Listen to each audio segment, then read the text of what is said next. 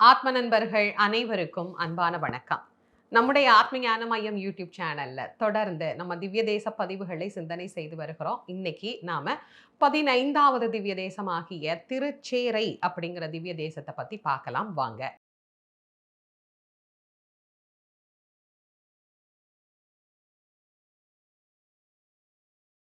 இந்த திவ்ய தேச பதிவ நெறைய பேர் விரும்பி, "அம்மா எப்பம்மா குடுப்பீங்க எங்களுக்கு திவ்ய தேச பதிவு?" அப்படின்னு ஆவலா கேட்குறீங்க. எனக்கு அது ரொம்ப ரொம்ப சந்தோஷமா இருக்கு. பார்ப்பவர்களின் எண்ணிக்கை குறைவாக இருந்தாலும் அத பத்தி நான் கவலையே படுறதில்ல.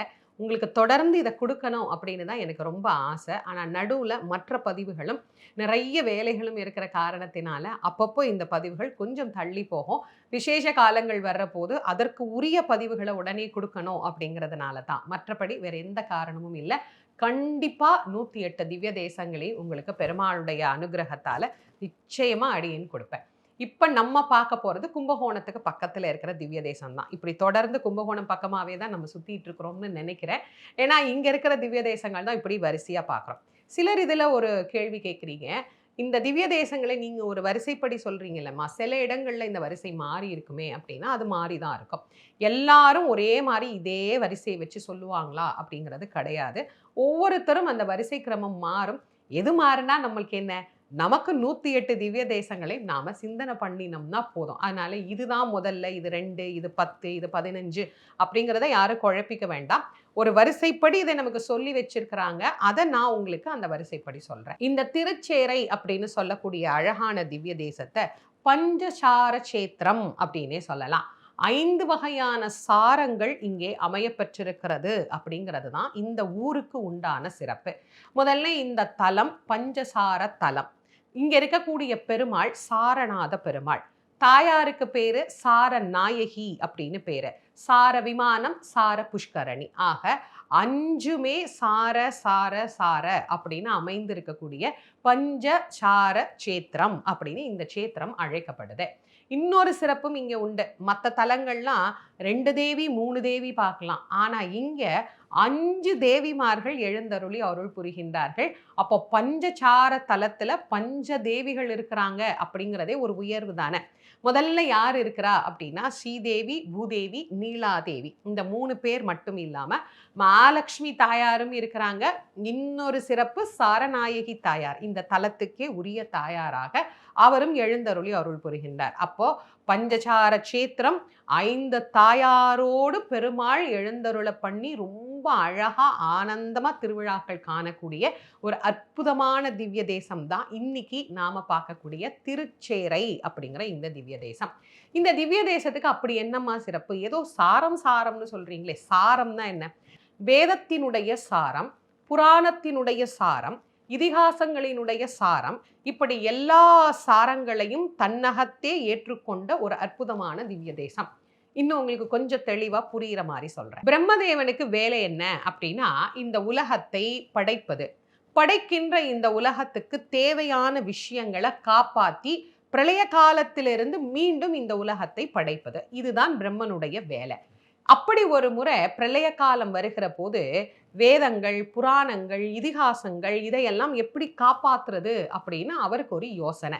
இப்ப ரொம்ப உயர்ந்த பொருட்கள நம்ம என்ன பண்ணுவோம்? ஏதாவது ஒரு நல்ல பெட்டியில போட்டு பாதுகாப்பா வைப்போம். அதுபோல இந்த வேத புராண இதிகாசங்கள எப்படி பாதுகாக்கிறது அப்படின்னு அவர் யோசிக்கிற போது, ஒரு மண் குடத்திலே அதை இட்டு பாதுகாக்கலாம் அப்படின்னு முடிவு பண்ணி, மண் எடுத்து அதற்காக ஒரு பானை செய்கிறார். எந்த மண்ணும் சேர மாட்டேங்குது. பானையும் வரமாட்டேங்குது. என்னடா இது ஒரு பானை செய்ய முடியலையே நம்மளால அப்படின்னு எங்கிருந்து மண் எடுப்பது? எந்த ஊர்ல இருந்து எடுத்து செஞ்சா இது சரியா இருக்கும்னு யோசிச்ச போது, எம்பெருமான் அவருக்கு சுட்டிக்காட்டிய இடம் தான் இந்த திருச்சேறை அப்படிங்கிற தலம். இங்க இருக்கிற மண்ணை எடுத்து நீ பானை செய். ஒரு குடம் செய். அந்த குடத்துக்குள்ள எல்லாத்தையும் போட்டு பாதுகாப்பாக வை அப்படின்னு அவர் சொல்றார். அந்த காலத்துல எல்லாம் பார்த்தீங்கன்னா, குடத்துல தான் புதையலே கிடைக்கும். மண் பானையில எல்லாத்தையும் போட்டு மூடி புதையலா அந்த காலத்துல எடுத்திருக்கிறாங்க. இன்னமும் நாம அகழ்வாராய்ச்சி பண்ணும்போது பார்த்தீங்கன்னா, நிறைய புதையல்கள் கிடைக்குது இல்லையா நமக்கு? அதெல்லாம் குடத்துல தான் கிடைக்கும். மண் குடத்தை அந்த காலத்துல பாதுகாப்புக்காக பயன்படுத்தி இருக்கிறார்கள். அப்படி இவர் என்ன பண்றார்? ஒரு குடம் செய்கின்றார். குடம் செஞ்சு எல்லாவற்றினுடைய சாரத்தையும் அந்த குடத்துக்குள்ள அவர் வைக்கிறார். வேதத்தின் சாரம், இதிகாசத்தின் சாரம், புராணத்தின் சாரம்னு எல்லாத்தையும் அந்த குடத்துக்குள்ள போட்டு அந்த குடத்தை பாதுகாப்பாக வைக்கின்றார். இந்த குடத்தினுடைய கதையை எங்கேயோ கேட்ட மாதிரி இருக்கே அப்படின்னு சில பேர் யோசிக்கலாம். இந்த குடத்தினுடைய வாசல் பகுதி தான் இன்னைக்கும் கும்பகோணம் பக்கத்துல குடவாசல் அப்படிங்கிற ஊராக அமைஞ்சிருக்கு. இந்த குடத்தினுடைய மூளை பகுதி தான் கும்பத்தின் மூளை பகுதி. அதுக்கு தான் கும்பகோணம் அப்படிங்கிற பேராக அமைஞ்சிருக்கு. இதனுடைய வயிற்று பகுதியாகத்தான் இப்ப நம்ம பார்க்கக்கூடிய திருச்சேரை அப்படிங்கிற இந்த பகுதி அமைஞ்சிருக்கு. இப்படிப்பட்ட ஒரு குடத்தை செஞ்சு அதுல அவர் பாதுகாத்தார். அதற்கு உதவியது இந்த திருத்தலம். அதனால சாரங்களை காக்க உதவியதனால் இதற்கு சாரச்சேத்திரம் அப்படிங்கிற திருப்பெயரை ஏற்பட்டது. இன்னைக்கு திருச்சேரை அப்படின்னு இந்த திருத்தலம் அறியப்படுகிறது. இது மட்டும் இல்லைங்க, இந்த இடத்துக்கு இன்னொரு மிகப்பெரிய சிறப்பும் உண்டு. விந்திய மலை. நம்ம எல்லாரும் இமயமலை எப்படி கேள்விப்படுறோம், அது மாதிரி விந்திய மலை அப்படிங்கிற ஒரு மலை உண்டு. இந்த விந்திய மலை சாரல்ல 7 கன்னிகளும், அதாவது 7 நதி பெண்களும் அப்படியே ரொம்ப சந்தோஷமா மகிழ்ச்சியா தியானம், விளையாட்டு, தெய்வ வழிபாடு அப்படின்னு 7 பேரும் இருக்கிறாங்க. அப்படி 7 பெண்களும் அங்க உலாவி கொண்டிருக்கிற போது தேவர்கள், கந்தர்வர்கள் அப்படின்னு எல்லாரும் என்ன பண்ணுவாங்க, அந்த பக்கம் போகும்போது தெய்வீக நதிகள் இல்லையா, புண்ணிய நதிகள் இல்லையா, அவங்களுக்கு வணக்கம் தெரிவிக்காம போலாமா, அதனால அவங்களுக்கு ஒரு வணக்கம் அப்படின்னு தெரிவிச்சுட்டு போயிடுவாங்க. அப்படி ஒரு கந்தர்வர் என்ன பண்றாரு, நதிகளே உங்கள் எல்லோருக்கும் என்னுடைய வணக்கம் அப்படின்னு சொல்லிட்டு அவர் பாட்டுக்கு போயிருக்கணும். அப்படி சொல்லாம ஒரு ஓரமா நின்றுட்டு இருந்த கங்கையை மட்டும் பார்த்து வணக்கம் அப்படின்னு சொல்லிட்டு போயிட்டார். இப்ப எல்லாருக்கும் வணக்கம் சொன்னாரா, கங்கைக்கு வணக்கம் சொன்னாரா, பக்கத்துல இருந்த காவேரிக்கும் அந்த வணக்கம் பொருந்துமா அப்படிங்கிற ஒரு குழப்பம் ஏற்பட்டுருச்சு. ஆளாளுக்கும் ஒதுங்கிட்டாங்க, யாருக்கு சொன்னா நமக்கு என்னப்பா அப்படின்னு. ஆனா காவேரிக்கும் கங்கைக்கும் தான் போட்டி. வணக்கம் எனக்கு சொன்னாரா, உனக்கு சொன்னாரா, இந்த வணக்கம் எனக்கு பொருந்துமா, உனக்கு பொருந்துமா, இப்ப நீ பெரிய ஆளா, நான் பெரிய ஆளா அப்படிங்கிற கேள்வி வெடிக்க ஆரம்பிச்சிருச்சு. யார்கிட்ட போறது, பிரம்மா கிட்ட தான் போய் கேட்கணும். பிரம்மா கிட்ட போய் கேட்ட உடனே அவர் என்ன பண்ணாரு, கொஞ்சம் அப்படி பாரபட்சமாவே அவர் சொல்லிட்டாரு, இந்த வணக்கம் கங்கைக்கு தான் சொல்லி இருக்கிறார், கங்கை புனிதமானது அப்படிங்கிறதுனால கங்கைக்கு சொல்லிட்டார் அப்படின்னு அவர் சொல்லிட்டார். அவ்வளவுதான். காவேரி தாயாருக்கு ரொம்ப கோபம் மாத்திரம் எல்லாம் வந்தது. நமக்கு உயர்வு வேணுமே, ஏற்றம் வேணுமே, யார்கிட்ட போய் கேட்கறது அப்படின்னு பெருமாளை நோக்கி கடுமையாக தவம் பண்ண ஆரம்பிச்சார். அவர் தவம் பண்றதுக்கு பிரம்மா அவருக்கு காட்டிய இடம் இந்த திருத்தலம். இன்னைக்கு நாம பார்த்துக்கிட்டு இருக்கிற திருச்சேரை என்கின்ற திருத்தலத்துல தான் தவம் பண்ணு, உனக்கு வேணுங்கிறத பெருமாள் தருவார் அப்படின்னு பிரம்மா சொல்லி அனுப்ப இங்கதான் காவேரி தாயார் வந்து கடுமையான தவத்தை மேற்கொள்ளுகிறார். தவத்துக்கு இறங்கிய பெருமாள் வந்து அவருக்கு எப்படி காட்சி தராரா, மடியில ஒரு குழந்தையாக தவழ்ந்து காட்சி கொடுக்கிறார். கை குழந்தையா அவளுடைய மடியிலேயே தவழ்றார், காவேரியினுடைய மடியிலேயே தவழ்றார். அவளுக்கு போதும்னு திருப்தியே வரல. இல்ல சுவாமி, எனக்கு இது பத்தல அப்படின்னார். உடனே பெருமாள் அவருக்கு என்ன பண்றார், விஸ்வரூப தரிசனம் காட்டுறார். அதுவும் எனக்கு பத்தல அப்படிங்கிற. அப்புறமா வைகுந்தநாதராகவே காட்சி தருகின்றார். வைகுந்தத்துல பெருமாள் எப்படி இருப்பார், அதே மாதிரியே அவருக்கு காட்சி தருகிறார்.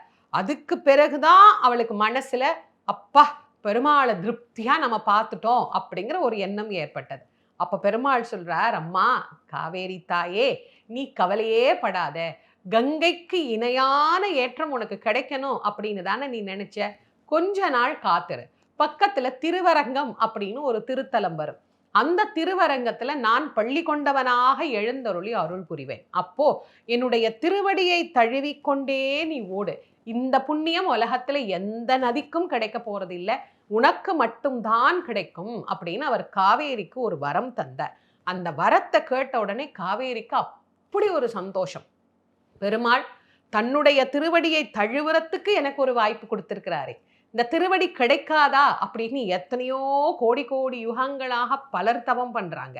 ஆனா நமக்கு பெருமாள் இப்படி ஒரு வாய்ப்பு கொடுத்திருக்கிறாரே அப்படின்னு காவேரிக்கு அவ்வளோ ஒரு மகிழ்ச்சி, அப்படி ஒரு சந்தோஷம். இன்னைக்கும் இதனுடைய வெளிப்பாடாக காவேரி தாயார் நாம பெருமாளுக்கு பக்கத்திலேயே அவரை பார்க்கலாம்.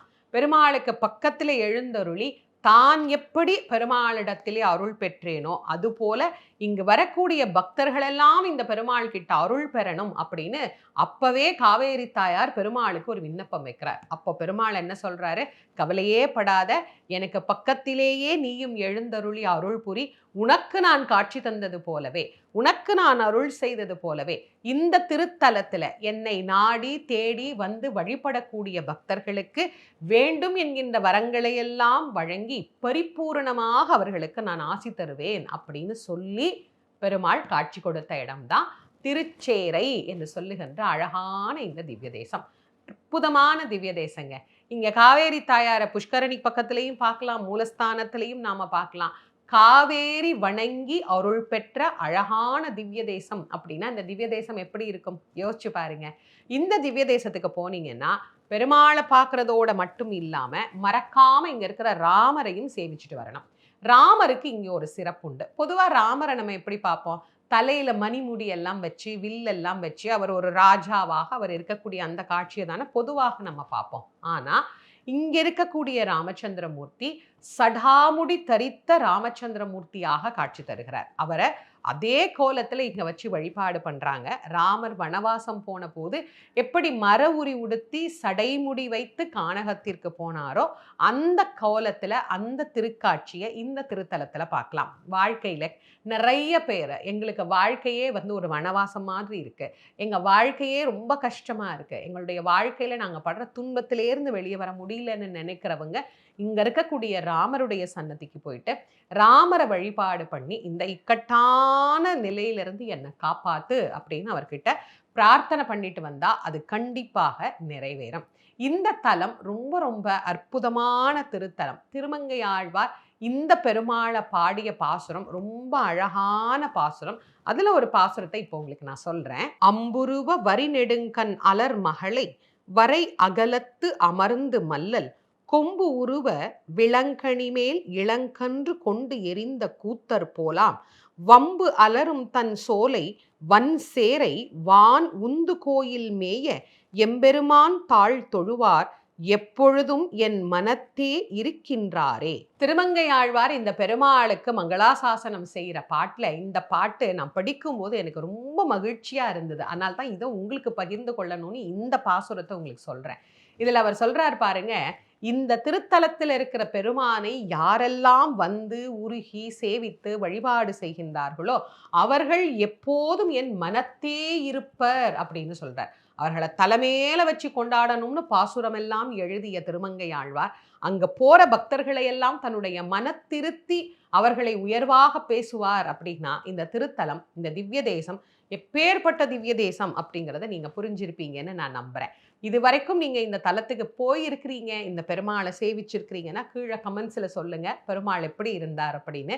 போகல அப்படிங்கிறவங்க ஒரு வாய்ப்பை உருவாக்கி கொண்டு கண்டிப்பா திருச்சேர பெருமாளை போய் பாருங்க. அற்புதமா இருப்பார். 5 தேவிமார்களோடு அழகா காட்சி தரக்கூடிய அற்புதமான பெருமாளை சேவிச்சு எல்லா நலனும் வளமும் பெற்று வாழ்க்கையில மகிழ்ச்சியா வாழலாம். இந்த திவ்ய தேச பதிவை உங்களுடைய நண்பர்கள் உற்றார் உறவினர்களோட கண்டிப்பா பகிர்ந்து கொள்ளுங்க.